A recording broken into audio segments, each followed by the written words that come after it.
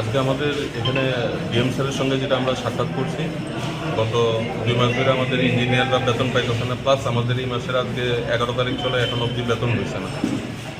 তো ডিএম স্যারের সঙ্গে আমরা এই বিষয়ে সাক্ষাৎ করলাম। স্যারে আমাদের আশ্বাস দিয়েছে যাতে আমাদের এখন থেকে প্রত্যেক মাসে 1 তারিখের ভিতরে যাতে সবের স্যালারি হয়।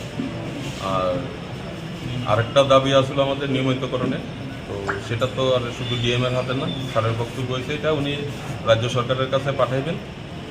এবার রাজ্য সরকার সেই বিষয়ে সিদ্ধান্ত দিবে। কে কে উপস্থিত ছিলেন আজকে ডেপুটেশনে? আজকে আমরা যে এখানে কয় ডিস্ট্রিক্টের যে আত্মার যে সংগঠন আছে সেটার ডিস্ট্রিক্ট কমিটির সবাই আছে, plus Y block, Teliamura block, Kalyanpur, Mungiya, মানে এই ডিস্ট্রিক্টের যেই ব্লক আছে সবারই প্রতিনিধিরা এখানে উপস্থিত ছিলেন এই বিষয়ে। Thank you. फंड आता है लेगा सैलरी का कौन से हेड में आता है